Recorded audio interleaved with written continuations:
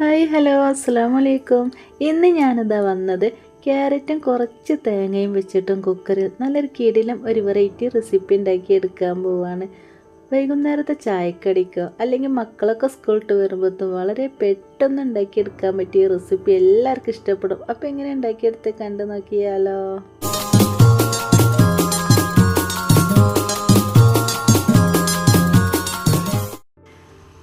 അപ്പോൾ അതാ ക്യാരറ്റും തേങ്ങയും വെച്ചിട്ടുള്ള ഈ ഒരു കിടില റെസിപ്പി ഉണ്ടാക്കിയെടുക്കാൻ വേണ്ടിയിട്ട് ഞാനിതാ ഒരു 3 ക്യാരറ്റും പിന്നെ കുറച്ച് തേങ്ങ എടുത്ത്, തേങ്ങക്ക് അളവൊന്നുമില്ല, എത്ര വേണമെങ്കിലും തേങ്ങ എടുക്കുക. അത്രയും നല്ല ടേസ്റ്റായിട്ട് റെസിപ്പി, വളരെ എളുപ്പത്തിൽ ആർക്കും ഉണ്ടാക്കിയെടുക്കാൻ പറ്റിയ റെസിപ്പി. എല്ലാവരും ഉണ്ടാക്കി നോക്കണേ, എല്ലാവർക്കും ഇഷ്ടപ്പെടും.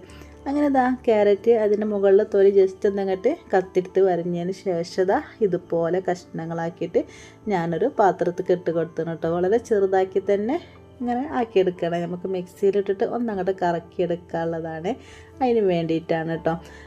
ആദ്യം തന്നെ ഞാനിതാ ഒരു മിക്സിൻ്റെ ജാർ എടുത്തേണേ, അതിലേക്ക് ഈ ഒരു ക്യാരറ്റ് ഫുൾ അങ്ങോട്ട് ഇട്ട് കൊടുക്കാട്ട് ചെയ്യണത്. എളുപ്പമായിട്ട് ഉണ്ടാക്കിയെടുക്കാൻ, മക്കളൊക്കെ സ്കൂളിട്ട് വരുമ്പോൾ അല്ലെങ്കിൽ വൈകുന്നേരത്തെ ചായക്കൊക്കെ നല്ലൊരു എളുപ്പമുള്ളൊരു കടിയാണ് ഉണ്ടാക്കിയെടുക്കണത്.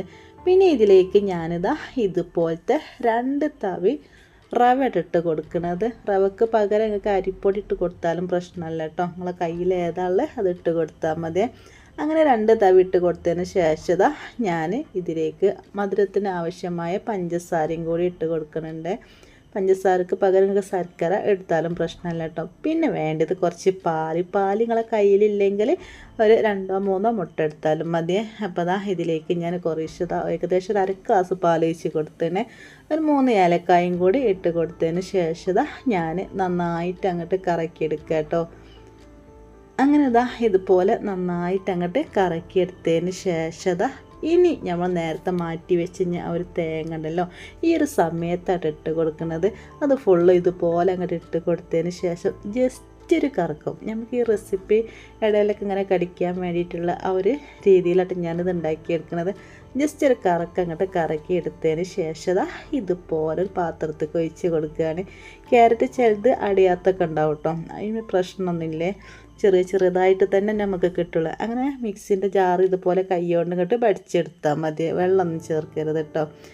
ഇനി ഞാനിതാ ഒരു തവി വെച്ചിട്ട് ഇതുപോലെ നന്നായിട്ട് അങ്ങോട്ട് ഇളക്കി കൊടുക്കുകയാണ്. കണ്ടില്ലേ, ഈ ഒരു രീതിയിലായിട്ട് നമ്മൾ ഈ ഒരു മാവ് അരച്ചെടുക്കേണ്ടത്. ഒരു നുള്ളു ഉപ്പും പിന്നെ ഒരു നുള്ളു ബേക്കിംഗ് സോഡയും കൂടി ഇതിലേക്ക് ഇട്ട് കൊടുത്തിട്ട് വീണ്ടും ഞാൻ നന്നായിട്ട് അങ്ങോട്ട് മിക്സ് ചെയ്ത് കൊടുക്കുന്നുണ്ട്. ഈ ഒരു സമയത്ത് എൻ്റെ വീഡിയോ കണ്ടെങ്കിൽ ഇഷ്ടപ്പെടുകയാണെങ്കിൽ ഇപ്പം തന്നെ ഒരു ലൈക്ക് ചെയ്യണേ. പുതിയ കൂട്ടുകാർ കാണുന്നുണ്ട്, സബ്സ്ക്രൈബ് ചെയ്യാനും മറക്കരുത്. അങ്ങനെ ഇതുപോലെ നന്നായിട്ട് ഇളക്കി കൊടുത്തതിന് ശേഷം ഞാനൊരു കുക്കർ എടുത്തിട്ടുണ്ട്, കുറച്ച് ഓയിൽ ഒഴിച്ച് കൊടുത്തിട്ട് ജസ്റ്റ് ഒന്ന് ഇതുപോലെ എന്നിട്ട് പ്രസ് ചെയ്ത് കൊടുത്തത് ഞാനിട്ട്. പിന്നെ നമ്മൾ ഉണ്ടാക്കി വെച്ച് കഴിഞ്ഞാൽ ആ ഒരു മാവ് ഈ ഒരു സമയത്ത് ഇതിലേക്ക് ഒഴിച്ച് കൊടുക്കുകയാണ്. ഇനി വലിയ കുക്കറായാലും പ്രശ്നമല്ല കേട്ടോ, ചെറുതായാലൊന്നും പ്രശ്നമല്ലേ. ഇതുപോലെ തന്നെ നമുക്കിത് കേക്കായിട്ട് അങ്ങനെ ആ ഒരു കേക്കും പാത്രം ഉണ്ടല്ലോ അങ്ങനെയും വെച്ച് ഉണ്ടാക്കിയെടുക്കാം കേട്ടോ. പക്ഷെ ഇങ്ങനെ ആകുമ്പോൾ നല്ലൊരു നല്ലൊരു അടിപൊളിയായിട്ട് പെട്ടെന്നൊക്കെ തന്നെ കിട്ടുക. ഇനി ഞാനിതാ കുക്കറിൻ്റെ വിസിലങ്ങോട്ട് ഒഴിവാക്കിയതിന് ശേഷം ഏകദേശം ഒരു 20 മിനിറ്റോളം അടുപ്പത്ത് വെച്ചിട്ട് ഒന്നങ്ങോട്ട് ചെറിയ തീയിൽ വെച്ചിട്ട് വേവിച്ചെടുക്കണേ.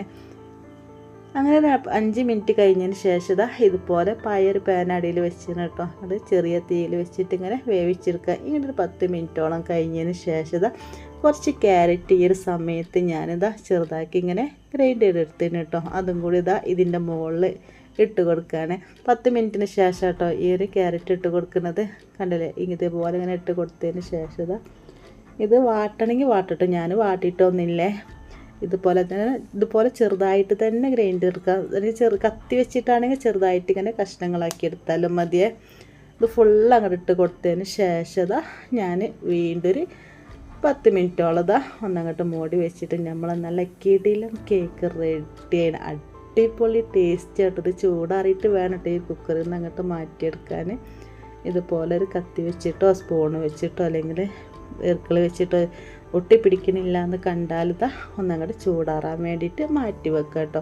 നല്ല സോഫ്റ്റ് കേക്കാണ്, കണ്ടില്ലേ, അടിപൊളിയായിട്ട് എല്ലാവർക്കും ഇഷ്ടപ്പെടും. എളുപ്പമായിട്ട് ഉണ്ടാക്കിയെടുക്കാൻ ഒരുപാട് ടൈമൊന്നും വേണ്ട. അപ്പോൾ ഞാൻ അതിൻ്റെ ഇടയിൽ ചൂടാറിയതിന് ശേഷം മുറിച്ചെടുത്തതാണ്. മക്കളൊക്കെ അപ്പോൾ അത് സ്കൂളിട്ട് വന്നിരുന്നേ. അപ്പോൾ അധികം ടൈം ഉണ്ടാവില്ലല്ലോ. നല്ലൊരു സ്മെല്ലാട്ടോ ഈ ഒരു കേക്ക്. അപ്പോൾ എല്ലാവർക്കും ഇഷ്ടപ്പെട്ടിട്ടുണ്ടാവുമെന്ന് വിചാരിക്കുകയാണ്. ഇഷ്ടപ്പെടുകയാണെങ്കിൽ വീഡിയോക്ക് ലൈക്ക് ചെയ്യാൻ മറക്കരുത്. പുതിയ കൂട്ടുകാർ കാണട്ടെ, സബ്സ്ക്രൈബ് ചെയ്യാനും മറക്കരുത്. ഇതുപോലൊക്കെ ഉണ്ടാക്കി നോക്കിയിട്ട് അഭിപ്രായങ്ങളൊക്കെ നമ്മളെ കമൻറ്റ് ബോക്സിൽ അറിയിക്കണേ. ഇതുപോലെ വളരെ ഈസി ആയിട്ട് ഉണ്ടാക്കിയെടുക്കാൻ പറ്റിയ ഒരുപാട് റെസിപ്പികൾ നമ്മൾ ചാനലിലുണ്ട്. കാണാത്തവരൊക്കെ ഉണ്ടെങ്കിൽ കണ്ടു നോക്കണേ. ഇൻഷാ അല്ലാഹ് ഇതുപോലത്തെ റെസിപ്പികളൊക്കെ ആയിട്ട് ഇനിയും വരാൻ. അതുവരെ എല്ലാവരോടും അസ്സലാമു